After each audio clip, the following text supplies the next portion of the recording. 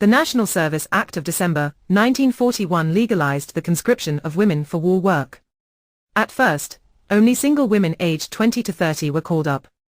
Women could opt for work in industries such as munitions factories, aircraft and tank factories, or in shipbuilding.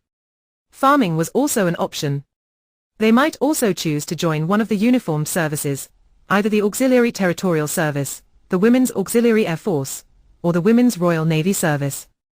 By mid-1943, almost 90% of single women and 80% of married women, many juggling jobs with childcare, were employed in essential war work in hundreds of different roles, military and civilian. This film was made by Great Western Railway, and serves as an important historical record of the role played by women during World War II.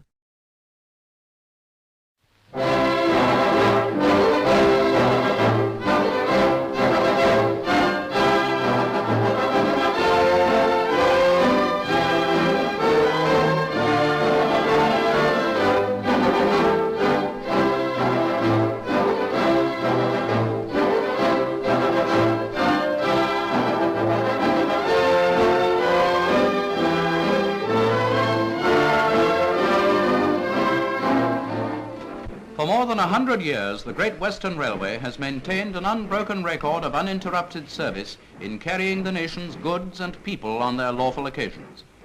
It has grown into a vast undertaking, employing thousands of people, 95% of whom were men employed in a veritable legion of capacities.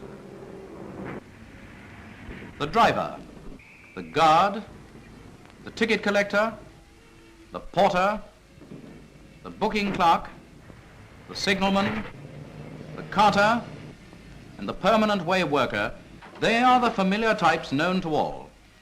But there are hundreds of other types who make up the background of this huge undertaking. The engine builders, the shed workers, the cleaners, the maintenance staffs, the storesmen, they are only a few of those thousands who do not meet the public eye, but whose work is just as necessary to maintain this great national service. How many realize that to transport one load or to carry one person, all these thousands of workers are engaged, each in his allotted task, to make a comprehensive whole? On September the 3rd, 1939, war came. Total war, such as the world has never known. It called for manpower from every sphere of life, and the railways were not behind the best in giving their full quota. Railway service is as vital in war as in peace, in fact, to a far greater degree, and its service must be fully maintained at all costs.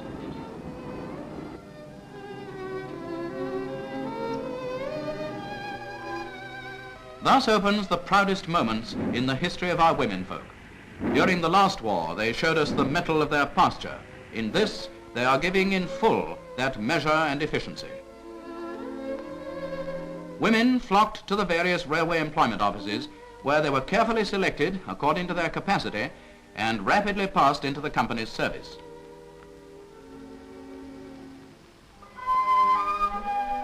Wives took their husbands' place. Sweethearts worked and waited, from armchair to auto truck, from babies to barrows, from crochet to crossing keeping, from dusters to driving. Throughout the whole of the company's system, they came and carried on the good work. Naturally, one of the first grades to be affected was our old friend and advisor, the porter, whose varied duties were quickly learned by the women.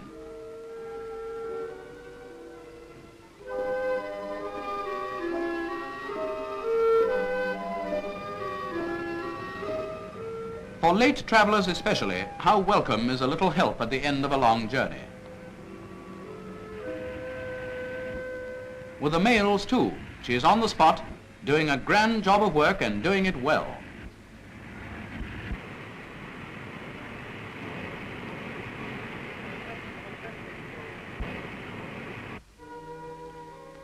The carriage cleaner soon got busy, and there's not much you can tell a woman about cleaning.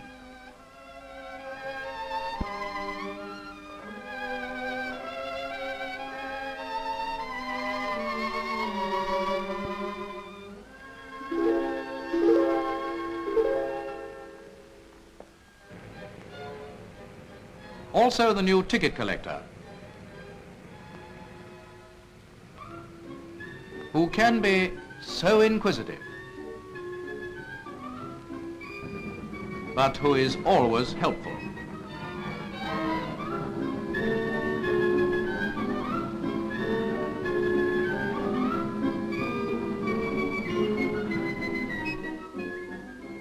In addition to handling people and parcels, women can also handle horses, and although the horse is said to be the friend of man, it soon learnt how to extend its affections.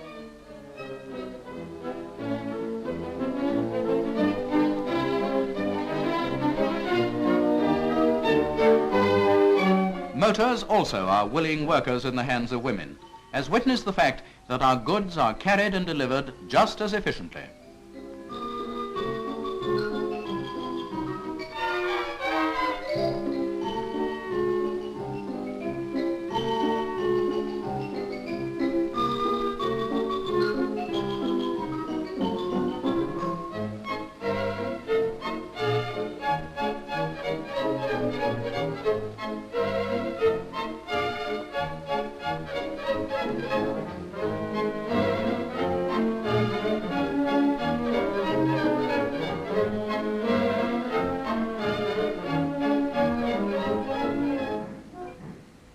Drivers can work with the assurance that their vans are carefully serviced, which all motorists appreciate.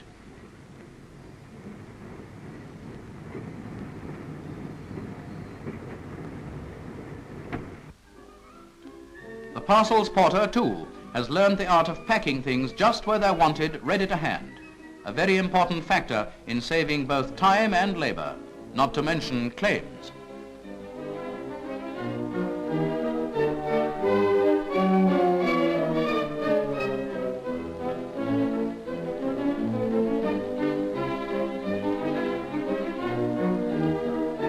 War grew more intense. More men were needed. And women were required in greater numbers, extending to the more technical branches, and the employment offices were constantly busy in selecting suitable applicants.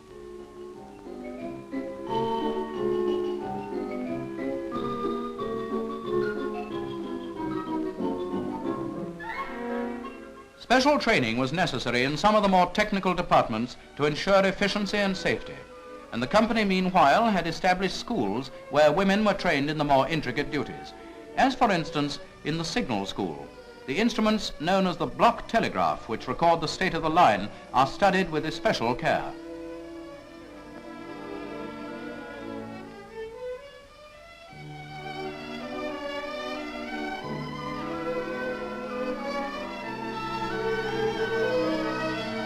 In the Guards School, not only is junction working explained, but general working is taught in a practical way.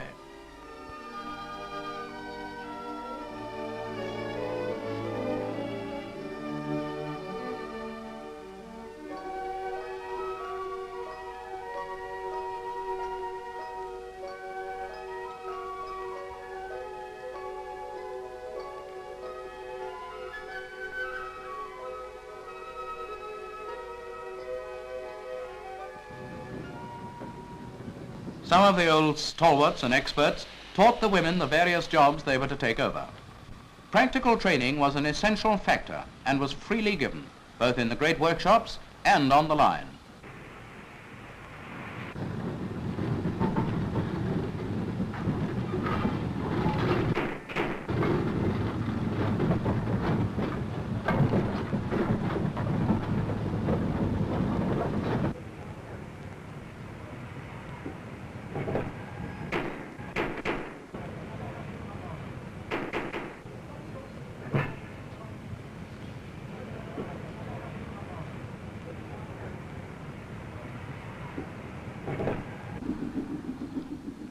Woman rose nobly to the occasion. She soon appeared as passenger train guard with its many familiar and equally numerous and unnoticed duties.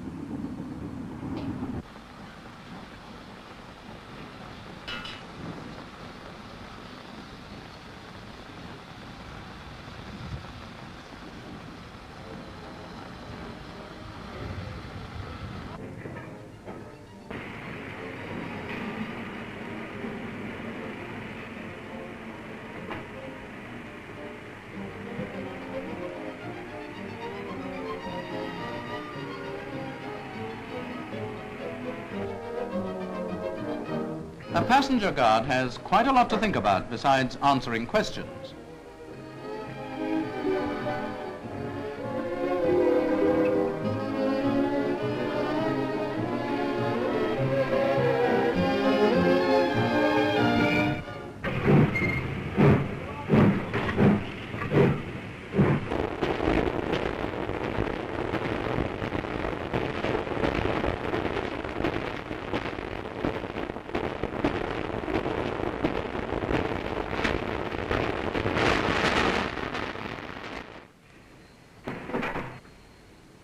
The goods guard, like her sister the passenger guard, has a very responsible job of work. She has to be both shunter and loader in some of the outlying districts, in addition to getting her train away to time. But she does it.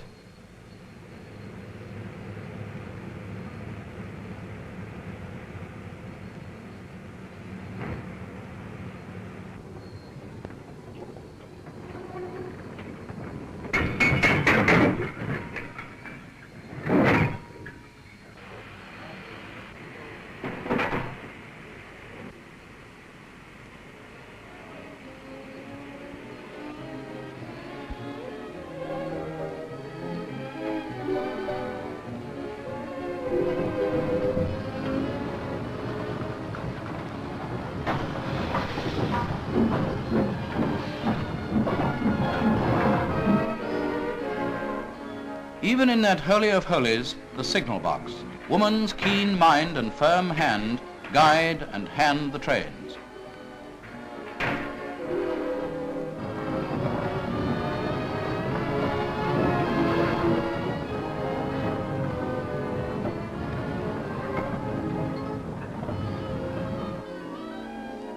Away from the public eye, hundreds of women regularly clock on and get ready for the day or night's work.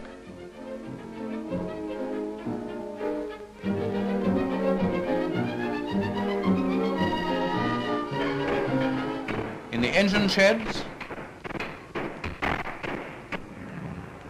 in the docks,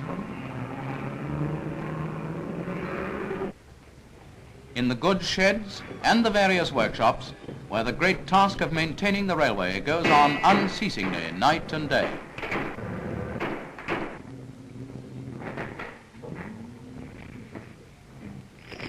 A great deal of time can be saved by correct loading. Those who've kept a home in order quickly saw the necessity of getting things in their right place. Minutes, even seconds lost in loading rapidly multiply and affect the whole system, but the trains still run to schedule. It requires a sharp eye and an alert brain to be a number taker. Her job is to see that all wagons are properly labelled and to record all wagons as they leave. Much depends on this necessary work. An oiler, or a greaser,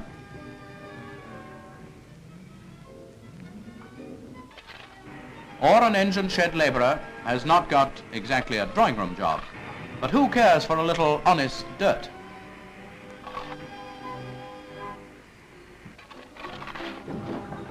Likewise, these engine cleaners find their children get very dirty when they go out for a run. On the track itself, constant care and attention is required to keep it in good running condition. Lines have to be kept levelled up where slight settlements take place. Nuts and bolts must always be tight. And weeding the track is one of those never-ending tasks.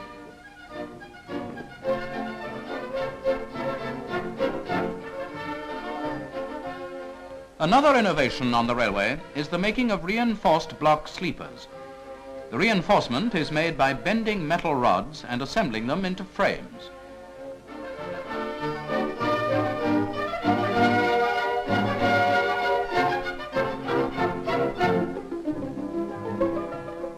The moulds are then partially filled with cement.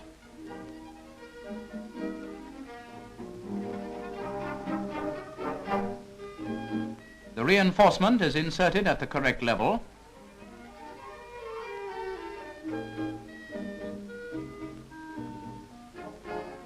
And the filling is completed.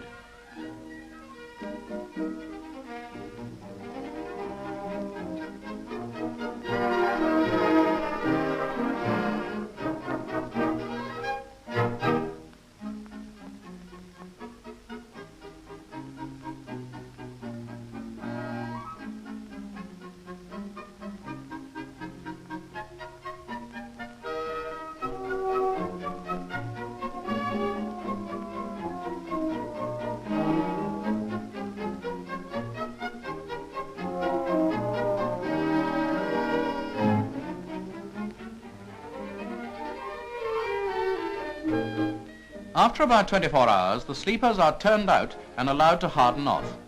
Great numbers are required, and this shop alone turns out about 3,400 sleepers a week. Many other concrete articles are also made for the railway, such as large 6-ton slabs, which the women face off with the skill of a plasterer. About 2,000 tons of reinforced concrete articles are turned out each month.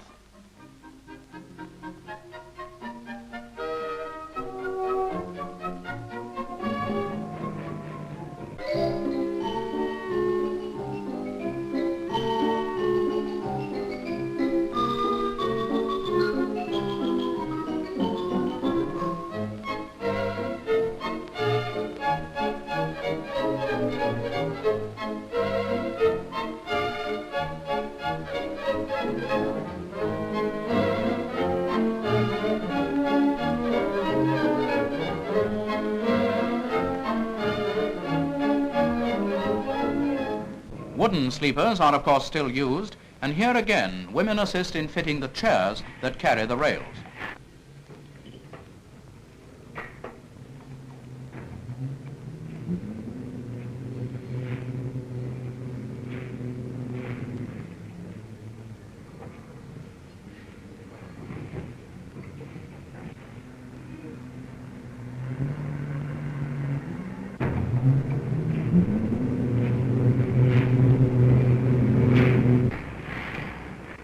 Being a crane driver is different.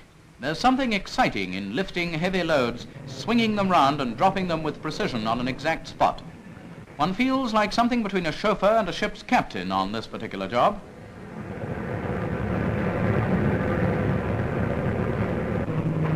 At the same time, it's exacting work, even in some of the smaller docks and waterways, and the company has many docks, both large and small.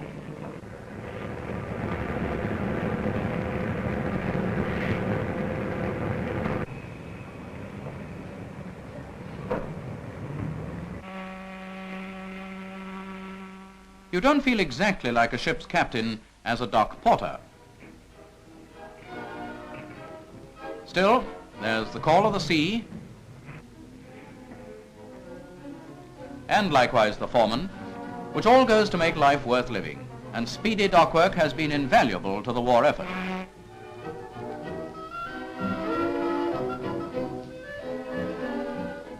It is not only the wise virgins of old who kept their lamps trimmed. Lamps of all kinds are used on the railway, especially the signal lamps whose functions are so vitally important. It's no easy task removing used and fixing clean lamps in their allotted places.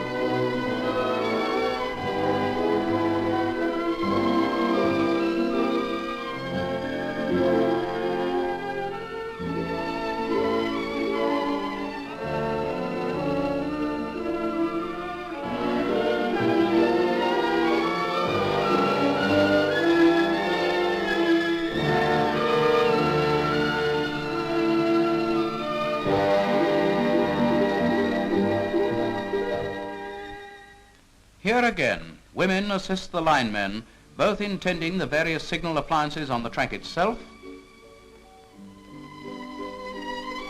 the fixing of detonators in the detonator placing machines,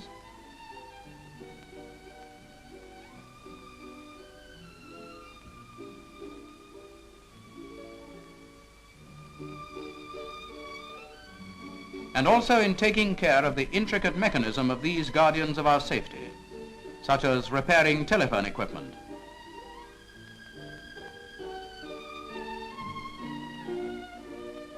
winding coils for use in intricate electrical apparatus for railway signaling, including automatic train control, routine inspection and adjustment of telephone switchgear,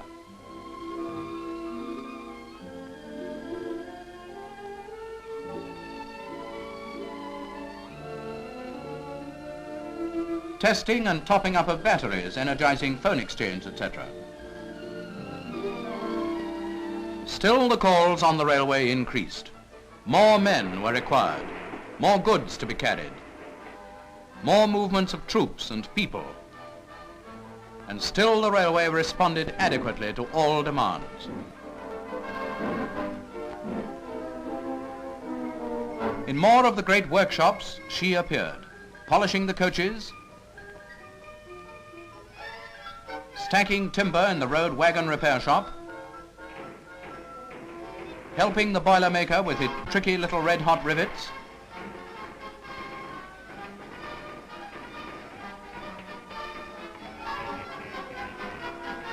likewise the wagon frame riveter, working the pneumatic driller,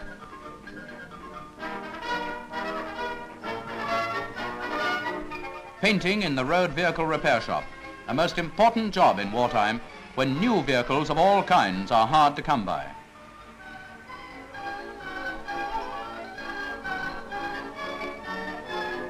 If ever women kept the home fires burning, she certainly did on the railway. She tended the furnaces,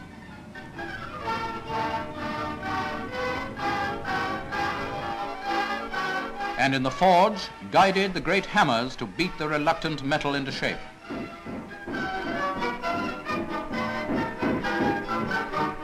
In almost every department of railway work came the firm, fair hands of woman. In nearly 100 grades she worked. The welcome voice of the train announcer is now familiar to all travellers. 4:45 for the Worcester Line, Malvern and Hereford. Will be the next train at platform 3. 4:45, calling at Oxford, Morton-in-Marsh, Evesham, Kershaw. The new booking clerk is equally smart and efficient. Even in the days of alarm clocks and radio, the caller-up is still necessary. But this is mostly for calling men at short notice, such as happens to drivers and firemen.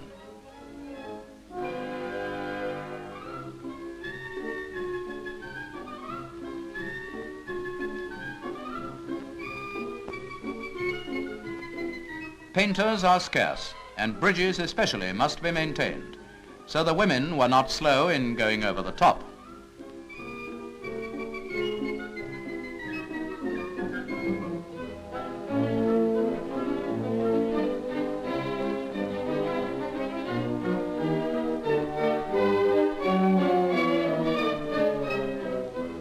The weighbridge attendant soon learned her rather tricky job.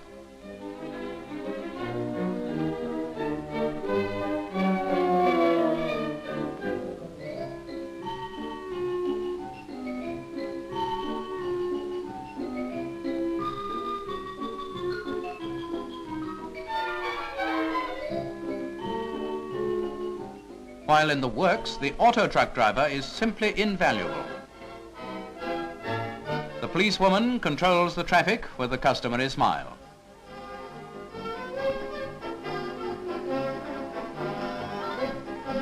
And if you want to know the time, or any other information for that matter, well, ask the policewoman.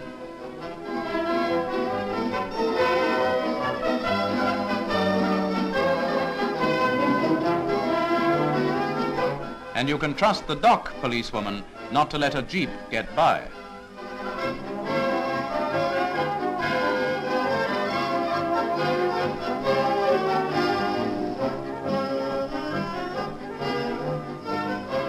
Unloading goods from barges into railway trucks is a fairly heavy job and is generally done as an assistant to men.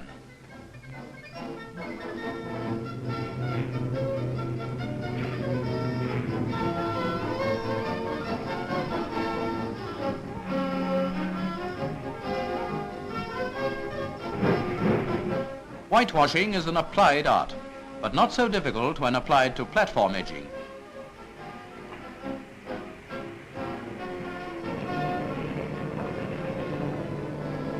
Stores of almost every conceivable kind are needed on the railway and must be ready at hand whenever required. Good storekeeping saves much valuable time in every department, and in many places women are efficiently carrying on in this important work.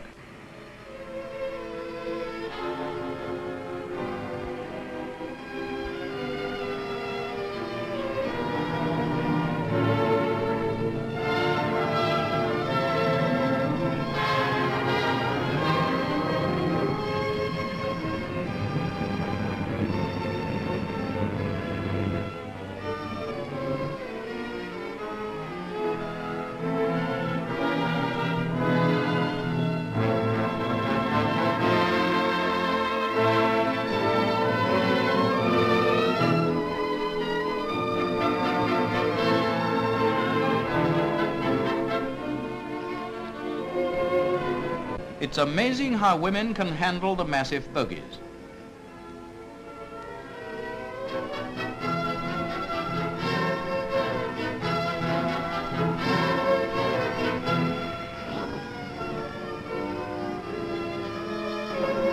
They'll take a bogie to bits with the same ease as undressing a baby.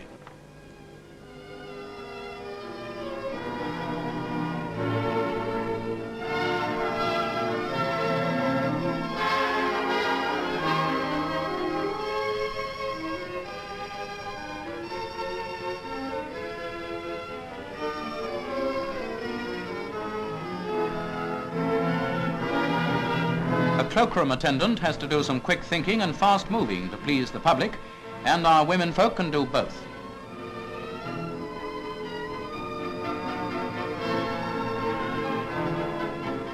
Wartime restrictions on restaurant cars have added enormously to the work of the refreshment and dining rooms. Refreshment rooms, etc., are spread all over the line and have to be regularly supplied with food and drink, especially buns. Some of the women porters who served this department in the last war came back to their old jobs and carried on merrily.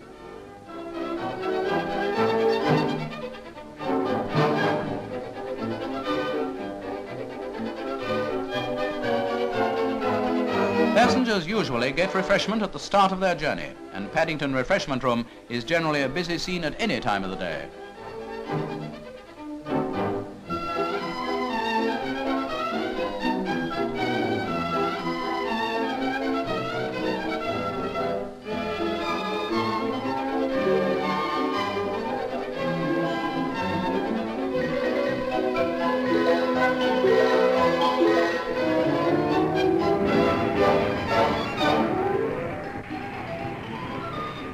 After the long journey from London to Exeter, when there is a short stop, passengers crowd into the refreshment room and the staff have a few hectic minutes.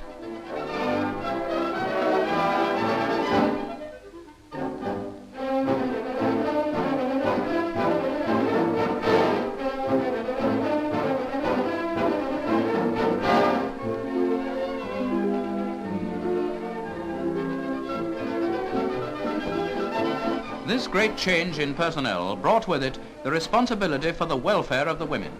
Canteens were provided where food could be had in comfort.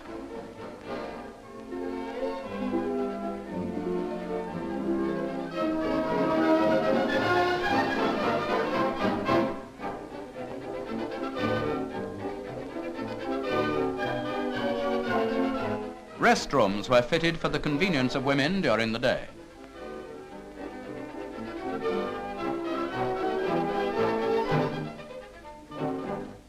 First aid posts were set up under the care of trained assistants.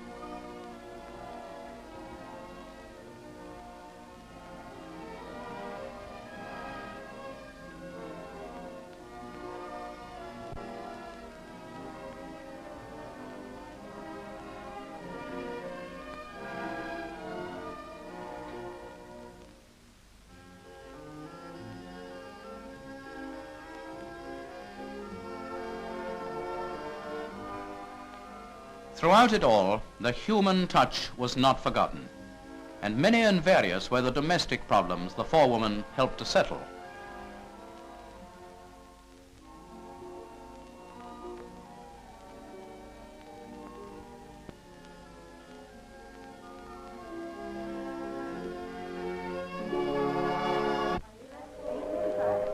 Nor shall we forget that brave band of real frontline workers, the telephone inquiry girls, whose constant contact with the public remains unbroken during all conditions. The women who answer your calls whenever they are made. Even during the many alerts, they are at their desks. Or under them when things get very threatening, but your call comes through.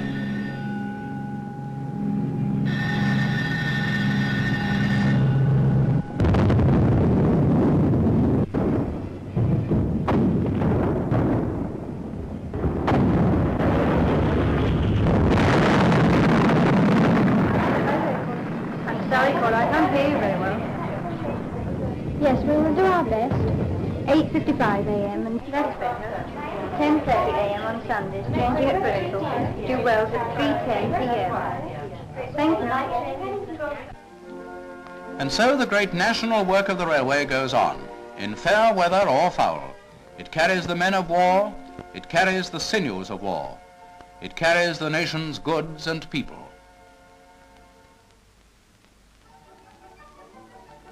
When history is written, the loyal spirit and devotion to duty of the women of the Great Western Railway will find its true place.